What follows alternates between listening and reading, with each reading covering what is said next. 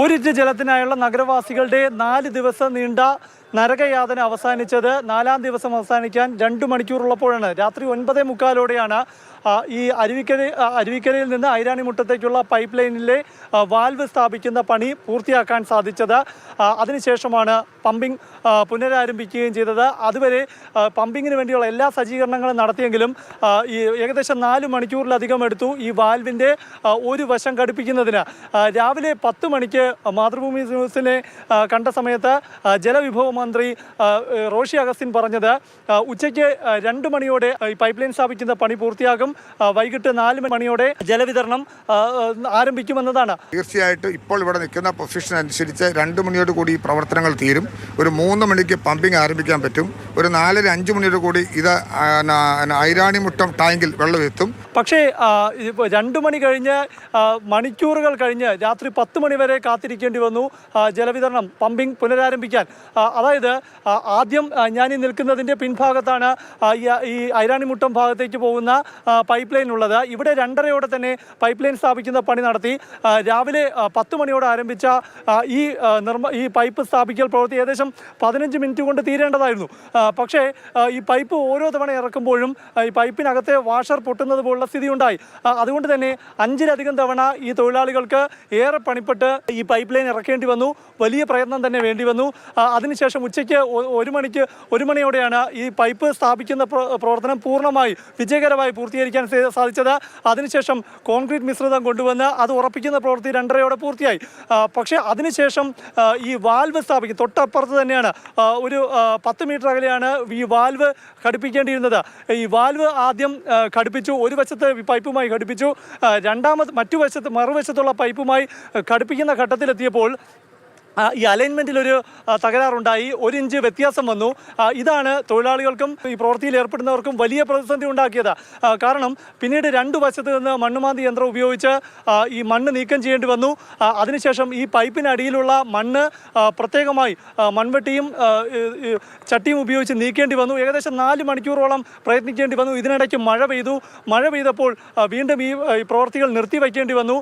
അതിനുശേഷമാണ് ഈ മണ്ണ് നീക്കിയാൽ മാത്രമേ ഈ പൈപ്പ് 1 ഇഞ്ച് താഴ്ത്താൻ സാധിക്കുമായിരുന്നുള്ളൂ. അങ്ങനെ താഴ്ത്തിയതിന് ശേഷമാണ് ഈ വാൽവിൻ്റെ അതേ അളവിലേക്ക് ഈ പൈപ്പ് ലൈൻ എത്തിച്ചത്. അതിനുശേഷമാണ് ബോൾട്ടിട്ട് മുറുക്കാൻ സാധിച്ചത്. ഈ ബോൾട്ടിട്ട് മുറുക്കുന്ന പ്രവൃത്തി ഏകദേശം 1 മണിക്കൂറിലധികം നീണ്ടു. ഇവിടെ നിന്ന് സൂപ്രണ്ടിംഗ് എഞ്ചിനീയർ അരുവിക്കര പ്ലാന്റിലേക്ക് ഈ പമ്പിംഗ് ആരംഭിക്കാനുള്ള നിർദ്ദേശം നൽകി. മണിക്കൂറുകൾക്കകം നഗരത്തിലേക്ക് ജലവിതരണം നടത്താനുള്ള വഴിയൊരുങ്ങുകയും ചെയ്തത്. ഇവിടെ ഏറ്റവും ചർച്ച ചെയ്യപ്പെടുന്നത് വീഴ്ച ആരുടേതൊക്കെയാണെന്നാണ്. നഗരസഭയ്ക്ക് വീഴ്ച വന്നിട്ടുണ്ട്, പ്രധാനമായും ജല അതോറിറ്റിക്ക് വീഴ്ച വന്നിട്ടുണ്ട്. ജല അതോറിറ്റിക്ക് വീഴ്ച അവർക്ക് മുൻകൂട്ടി കാണാൻ സാധിച്ചില്ല. ഒരു പ്ലാൻ ബി ഉണ്ടായിരുന്നില്ല. കാരണം തിങ്കളാഴ്ചയാണ് വാട്സാപ്പിലൂടെ ജല അതോറിറ്റി ഒരു മെസ്സേജ് നൽകിയത്. 5-ാം തീയതി ഈ പ്രവർത്തനങ്ങൾ ഈ ലൈൻ മാറ്റി സ്ഥാപിക്കുന്നത് തിരുവനന്തപുരം നാഗർകോവിൽ റെയിൽപാത ഇരട്ടിപ്പിക്കലുമായി ബന്ധപ്പെട്ട് ഒരു പൈപ്പ് ലൈൻ മാറ്റി സ്ഥാപിക്കൽ പണിയുണ്ടെന്നുള്ളത്. പക്ഷേ 1 ദിവസം കൊണ്ട് തീരുന്ന പണിയായിരുന്നില്ല. 48 മണിക്കൂർ കൊണ്ട് തീർന്നില്ല എന്നത് മാത്രമല്ല, തീരാവുന്ന ഘട്ടത്തിൽ ഈ വാൽവിന് തകരാറ് സംഭവിച്ചാൽ എന്ത് ചെയ്യും എന്ന സംബന്ധിച്ച ഒരു മുൻകരുതൽ ഉണ്ടായിരുന്നില്ല. അല്ലെങ്കിൽ ജനങ്ങൾക്ക് ഏത് രീതിയിലുള്ള തയ്യാറെടുപ്പ് വേണമെന്ന ഒരു മുന്നറിയിപ്പ് അതേ ഗൗരവത്തോടെ അധികാരികൾ നൽകിയിരുന്നില്ല. ഒരു വാട്സപ്പ് മെസ്സേജിലൂടെ മാത്രം നൽകിയത് ജനങ്ങൾ അത്ര സീരിയസ് ആയി എടുത്തുമില്ല. അതുകൊണ്ട് തന്നെ 4 ദിവസം കുടിവെള്ളത്തിനും പ്രാഥമിക കൃത്യം പോലും നിർവഹിക്കാൻ കഴിയാത്ത ഗുരുതര പ്രതിസന്ധിയിലേക്ക് ജനങ്ങൾ എത്തിച്ചേർന്നത്. ആ സന്ദർഭം ഉണ്ടായതിനുള്ള സാഹചര്യമൊക്കെ പരിശോധിക്കുക എന്നുള്ളത് ഒരു പ്രധാനപ്പെട്ട കാര്യമാണ്. ഇനി ഇത്തരം സന്ദർഭങ്ങൾ ഉണ്ടാകാതിരിക്കുക എന്നതും പ്രധാനമാണ്. നഗരസഭ വാട്ടർ അതോറിറ്റിയെ ഇന്നലത്തെ മീറ്റിംഗിൽ തന്നെ കൃത്യമായി അറിയിച്ചിട്ടുണ്ട്. ഇത്തരത്തിൽ വലിയ പ്രവർത്തനങ്ങൾ ഈ നഗരത്തിനകത്ത് നടത്തുന്നുണ്ട് എങ്കിൽ നഗരസഭയുടെ അനുവാദത്തോടു കൂടി മാത്രമേ അത് നടത്താവൂ എന്നുള്ള ഒരു അറിയിപ്പ് ഇന്നലത്തെ യോഗത്തിൽ തന്നെ കൊടുത്തിട്ടുണ്ട്. നഗരത്തിന്റെ പല ഭാഗത്ത് വാൽവുകളുണ്ട്. ഈ വാൽവുകൾ പ്രവർത്തനക്ഷമമായിരുന്നെങ്കിൽ ഒരുപക്ഷെ ഈ അരുവിക്കരയിലെ ഈ വാൽവ് അടയ്ക്കുന്നതിന് പകരം അല്ലെങ്കിൽ അവിടുന്ന് തന്നെ പമ്പിംഗ് നിർത്തിവെക്കുന്നതിന് പകരം ഈ എവിടെയാണോ ഈ നിർമ്മാണ പ്രവൃത്തി വേണ്ടത് അതിന് മുൻപുള്ള ഭാഗത്ത് വാൽവ് അടച്ച് ഈ പ്രവർത്തനങ്ങൾ നടത്താമായിരുന്നു.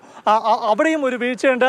ഭാവിയിൽ ഇത്തരം സംഭവങ്ങൾ ഉണ്ടായാൽ അത് പരിഹരിക്കുന്നതിന് വേണ്ടി ഇത്തരം വാൽവുകൾ എവിടെയൊക്കെ തകരാറാണ് അത് മുൻകൂട്ടി കണ്ട് പരിഹരിക്കുന്നതിനുള്ള നടപടി വേണം എന്ന് തന്നെയാണ് ഇത് സൂചിപ്പിക്കുന്നത്. ഏതായാലും അത്തരം കാര്യക്ഷമമായ നടപടികളിലേക്ക്, ഗൗരവതരമായ ആലോചനയിലേക്ക് നഗരസഭയും ജല അതോറിറ്റിയും പോകേണ്ടി വരും എന്നത് തന്നെയാണ് ജനവികാരം ഉൾക്കൊണ്ടുകൊണ്ട് ഇപ്പോഴത്തെ സാഹചര്യങ്ങൾ വ്യക്തമാക്കുന്നത്. ക്യാമറമാൻ നല്ല മുരുകനൊപ്പം പ്രശാന്ത് കൃഷ്ണ, മാതൃഭൂമി ന്യൂസ്, തിരുവനന്തപുരം.